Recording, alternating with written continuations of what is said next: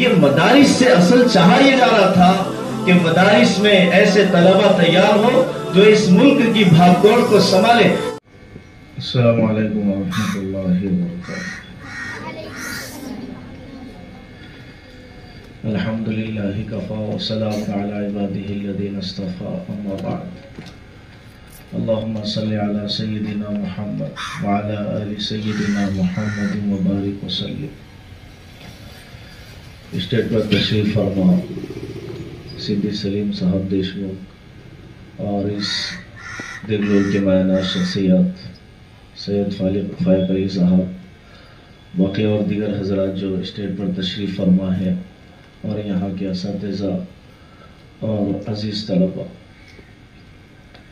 اصل مدارس کی جو بنیاد رکھی گئی اس ہندوستان میں، مدارس کی بنیاد کیوں رکھی گئی تھی؟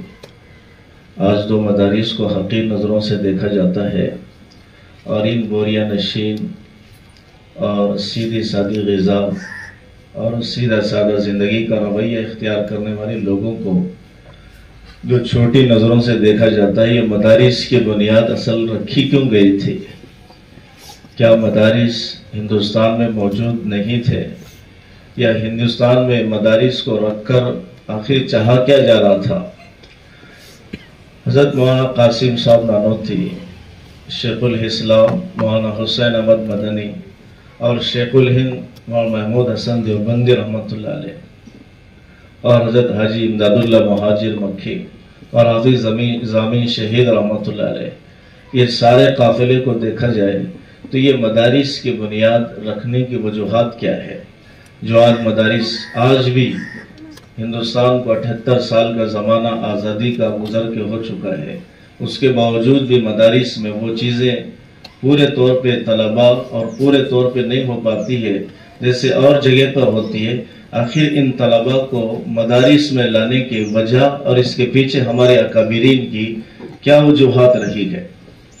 مدارس بہت چھوٹے ہیں، مدارس میں پڑھنے والے بھی ایسے ہی خستہ حال میں نظر آتے ہیں، لیکن ان کے پیچھے اور اندر میں جو روح پھونکی جاتی ہے اس کی اصل وجہ یہ تھی کہ ان کے اندر اصل وطنی محبت پیدا ہو، اور اس اپنے وطن میں اپنے مذہب پر اور اپنے شریعت پر اور لائے ہوئے نبی رحمت صلی اللہ علیہ وسلم کے مکمل طریقے پر چلنے والے کیسے پیدا ہو۔ دارالعلوم دیوبند کی جو بنیاد رکھی گئی تھی انگریز کے اس سوچ کے بعد، انگریز نے یہ سوچ پورے طور پر مسلمانوں کے پاس جا کر اور مسلمانوں کے قریب جا کر انہوں نے دیکھا کہ مسلمانوں کے ذہنوں میں ہے کیا، مسلمانوں کے ذہنوں کو ہم کیسے کنورٹ کر سکتے ہیں، ان کے ذہن کو کیسے خراب کیا جا سکتا ہے۔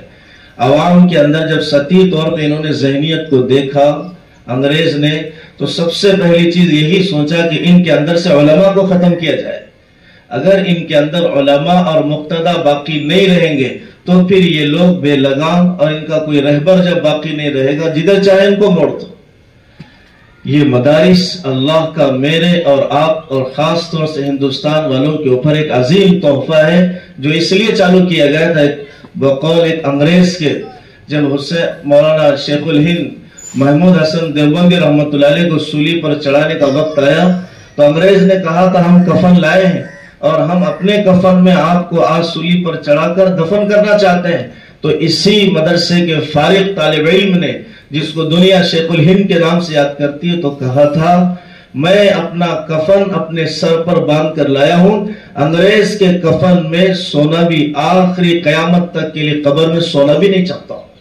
اصل یہ ذہنیت بنانا تھا کہ ظاہری طور پہ انگریز کا یہ فارمولہ تھا، مسلمان ظاہری طور پہ مسلمان لگے، جیسے آج کل لگ رہا ماحول میں، سر کے ٹوپی کے اعتبار سے مسلمان لگے اور لباس کے اعتبار سے مسلمان لگے، داڑھی کے اعتبار سے مسلمان نظر آئے، لیکن اس کا دل اندرونی طور پہ انگریزیت سے متاثر ہو چکا ہو۔ آج کا ہندوستان کا 80% مسلمان نوجوان طبقہ اور مسلمان نوجوان اور دیگر مستورات جو انگریز کا فارمولہ آج سے 78 سال پہلے جنہوں نے 150-200 سال اس ہندوستان پر حکمرانی کی ہے، آج وہی فارمولہ مسلمانوں کے اندر دلوں میں متاثر کر چکا ہے۔ کیا تھا کہ یہ ظاہری طور پہ مسلمان لگے، اندرونی جذبات ان کے انگریزی والے بن جائے، اندرونی جذبات شریعت اور سنت سے ہٹ کر بن جائے۔ کیا آج ایک نوجوان کو اسلامی لباس پسند ہے؟ کیا آج ایک نوجوان لڑکی کو پورا پردہ پسند ہے؟ کیا آج ایک گھرانے کو اپنے شادی میں دین کو زندہ کرنا پسند ہے؟ کیا آج اپنے پورے خاندان میں شرعی طور پہ وراثت کو تقسیم کرنا پسند ہے؟ یہ سب انگریز کے فارمولے تھے جو آج پورے طور پہ مسلمانوں کے دلوں میں اتر چکے ہیں۔ 1601 میں جب انگریز ویسٹ انڈیا کمپنی تجارت کی نیت سے کولکتہ میں آ کر پھر اپنے برانچز کو قائم کیا، اس کی بہت ساری بنیادوں میں مین بنیاد یہی تھی کہ مسلمانوں کے نزدیک قرآن رہے، مسلمانوں کے نزدیک محمد مصطفیٰ صلی اللہ علیہ وسلم کی سیرت رہے، لیکن ان کا ظاہراً مسلمان ہو، اندرونی طور پہ ان کے اندر سے مسلمانی ختم ہو جائے۔ کیسے ختم کی گئی؟ ختم یوں کی گئی، مجھے 10 منٹ دیے اس لیے دیکھ رہا ہوں۔ ختم اس لیے کی گئی، آپ دیکھیں گے سراج الدولہ اور ان کو ساتھ دینے والے میر جعفر اور صادق پور کا ایک شخص جسے علی وردر خان کہا جاتا ہے، اور شاہ اسماعیل شہید رحمت اللہ علیہ، اور فتویٰ دینے والے شاہ عبدالعزیز محدث دہلوی رحمت اللہ علیہ۔ شاہ عبدالعزیز محدث دہلوی رحمت اللہ علیہ مدرسے کے طالب علم اور استاد ہے، دہلی کی جامع مسجد میں چند طلباء کو لے کر قرآن اور حدیث کی تعلیم دینے والے۔ انہیں کیا اس بات پہ کس چیز نے ان کو تیار کیا کہ آپ نے انگریز کے خلاف جہاد کا حکم دیا کہ ہمارا ہندوستان دارالحرب ہے، دارالکفر ہے، یا پھر یہاں پر انگریز نے دارالحرب، یہاں پر انگریز ہمارے ہر مذہب کے رہنے والے کے آئین کو اور اس کے مذہب کو ختم کر کے انگریز اپنے یہاں پہ مسلط ہونا چاہتا ہے۔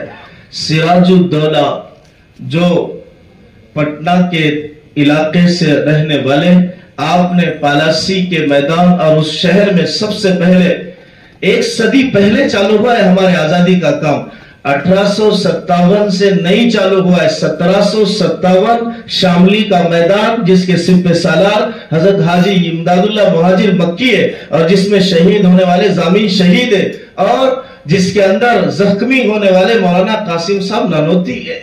1757 1 صدی پہلے، اور 1899 میں جو میسور کے علاقے میں حیدر علی ٹیپو سلطان رحمت اللہ علیہ، کون تھے ٹیپو سلطان رحمت اللہ علیہ؟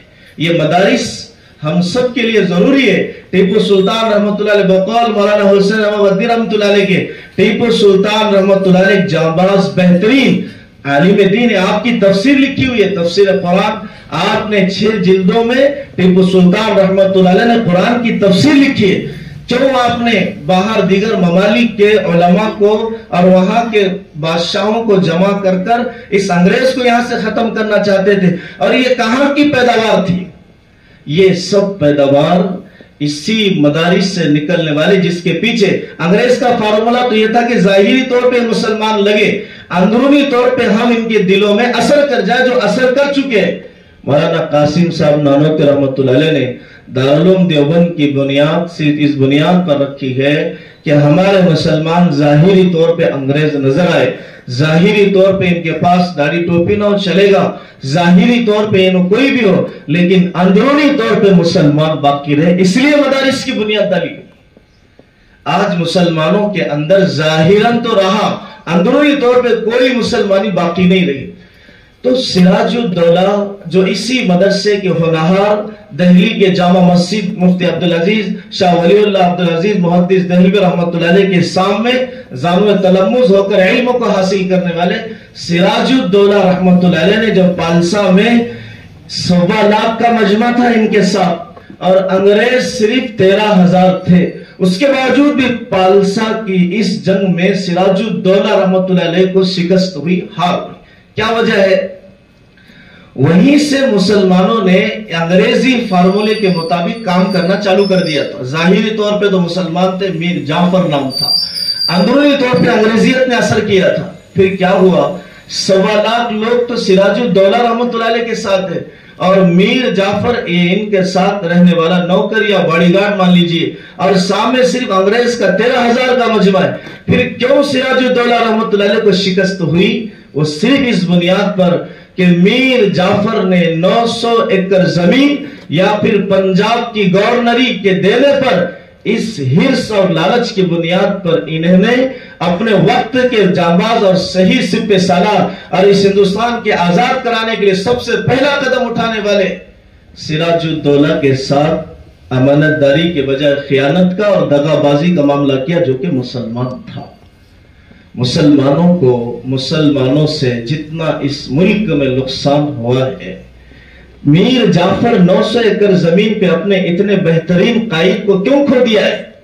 کیا آج کا مسلمان اپنی مطلب کے لیے دین کو ذبح کرنے کے لیے تیار نہیں ہے؟ کیا آج کا مسلمان دین کے دھجیاں اڑانے کے لیے تیار نہیں ہے؟ اپنی عزت بچانے کے لیے اور اپنا مقام بچانے کے لیے دین ذبح ہو جائے، میرا مطلب، میری مفاد، میرا ہدف اور میرا وعدہ اور میرا علم، میرا مقصد پورا ہونا چاہیے، چاہے مذہب قربان ہو جائے۔ یہ میر جعفر کے اندر یہ انگریز کا فارمولا اثر کر گیا تھا۔ کون تھا؟ میر صادق، جس نے شاہ اسماعیل شہید رحمت اللہ علیہ کے ساتھ اس نے دغابازی والا معاملہ کیا۔